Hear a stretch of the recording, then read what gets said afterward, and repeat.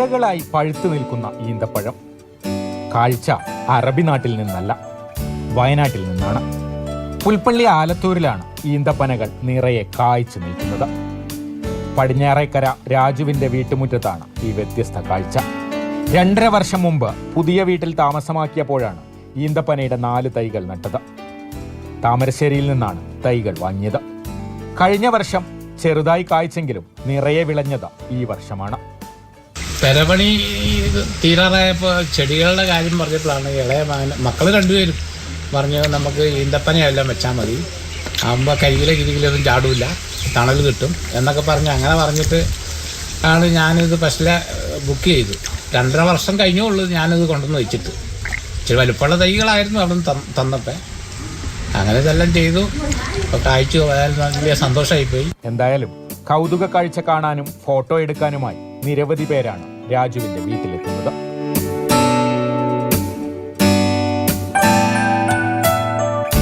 Mathrubhumi news, Wayanad. വയനാട്ടിൽ നിന്നും M കമലുണ്ട്. Kamal, Ramzan കാലം ഒക്കെ അല്ലേ, അപ്പോൾ ഈത്തപ്പഴത്തിനൊക്കെ ആവശ്യക്കാരങ്ങ് കൂടി വരും. ഇതിപ്പോൾ നല്ലതാണോ ചീത്തയാണോ എന്നുള്ള സംശയം പോലും വേണ്ട, വീട്ടുമുറ്റത്ത് തന്നെ വിളഞ്ഞതാണ്. എന്നാലും ഒരു കൗതുകമാണല്ലേ, എങ്ങനെയാണ് ഈ വീട്ടുമുറ്റത്ത് ഇത്രയും സമൃദ്ധമായിട്ട് ഈന്തപ്പഴം വിളഞ്ഞത്? അപ്പോൾ അതിൻ്റെതായിട്ടുള്ള പൊടിക്കൈകളൊക്കെ വീട്ടുകാർ പ്രയോഗിച്ചിട്ടുണ്ടാവുമല്ലോ. റംസാൻ കാലമാണ്. സാധാരണ നമ്മൾ ഈ കടകളിൽ ഈ സമയത്ത് പല തരത്തിലുള്ള ഈന്തപ്പഴങ്ങൾ വരും, ഒരുപാട് വെറൈറ്റി. സാധാരണ കാലഘട്ടത്തിലൊന്നും കിട്ടാത്തത്രയും വെറൈറ്റി ഈന്തപ്പഴങ്ങൾ വരുന്നൊരു കാലം. അതിനെക്കുറിച്ചൊക്കെയാണ് നമ്മൾ വാർത്ത ചെയ്യാറ്.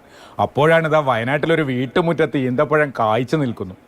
അതും 2 ഈന്തപ്പനകളിലാണ് നിറയെ കുലകളായി അത് പഴുത്ത് നിൽക്കുന്നത്. വ്യത്യസ്തമായൊരു കാഴ്ച തന്നെയാണ്. പ്രത്യേകിച്ച് റംസാൻ മാസത്തിൽ ഇങ്ങനെ ഈന്തപ്പഴം പഴുത്ത് നിൽക്കുക എന്ന് പറയുന്നത് വളരെ സന്തോഷകരമായൊരു കാഴ്ചയാണ്. പുൽപ്പള്ളി പാടിച്ചിറ ആലത്തൂരിലാണ് ഇത്തരത്തിൽ കായ്ച്ചിട്ടുള്ളത്. പുതിയ വീട് വെച്ചപ്പോഴാണ് അവർ ഈ ഇത്തരത്തിൽ ഈന്തപ്പനകൾ നട്ടത്. താമരശ്ശേരിയിൽ നിന്ന് തൈകളൊക്കെ എത്തിച്ച് 4 തൈകളാണ് നട്ടത്. കഴിഞ്ഞ വർഷം ചെറിയ രീതിയിൽ 1-2 കുലകളൊക്കെ കായ്ച്ചു. പക്ഷേ ഇത്തവണയാണ് സമൃദ്ധമായി ഈന്തപ്പഴം വിളഞ്ഞത്. ഇതിൻ്റെ ഈ ഇത്രയും സന്തോഷകരമായ മനോഹരമായ കാഴ്ച എന്നൊക്കെ പറയുമ്പോഴും ചെറിയൊരു ആശങ്കയുണ്ട്. വയനാട്ടിലെ കാലാവസ്ഥാ വ്യതിയാനത്തിൻ്റെ കൂടി ലക്ഷണമാണോ ഇത്തരത്തിൽ ഇങ്ങനെ സമൃദ്ധമായി ഈന്തപ്പനയൊക്കെ കായ്ക്കുന്നത് എന്നൊരു സംശയം കൂടിയുണ്ട്. കാരണം സാധാരണ ഗൾഫ് നാടുകളിലാണ്, ചൂടുള്ള പ്രദേശങ്ങളിലൊക്കെയാണ് ഇത്തരത്തിൽ ഈന്തപ്പന വിളഞ്ഞു നിൽക്കുക. ഈ പുൽപ്പള്ളി പാടിച്ചിറ ആലത്തൂർ എന്നൊക്കെ പറയുന്നത് വയനാട്ടിൽ തന്നെ ഏറ്റവും ചൂട് അനുഭവപ്പെടുന്നതും വരണ്ട കാലാവസ്ഥ അനുഭവപ്പെടുന്നതുമായ പ്രദേശങ്ങളൊക്കെയാണ്.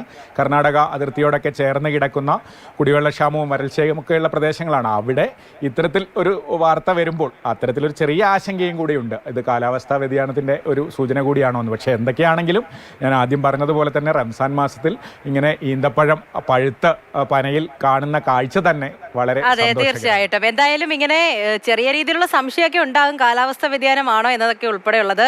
അതൊക്കെ എന്തായാലും അവിടെ നിൽക്കത്തേല. ഇതിപ്പോൾ കേരളത്തിന്റെ സ്വന്തം ഈന്തപ്പഴമാണ്, നമ്മുടെ സ്വന്തം മണ്ണിൽ വിളഞ്ഞതല്ലേ. കേൾക്കുമ്പോഴും കാണുമ്പോഴും തന്നെ ഒരു കൗതുകം കൂടി തോന്നുന്നുണ്ട്. ശരി കമൽ.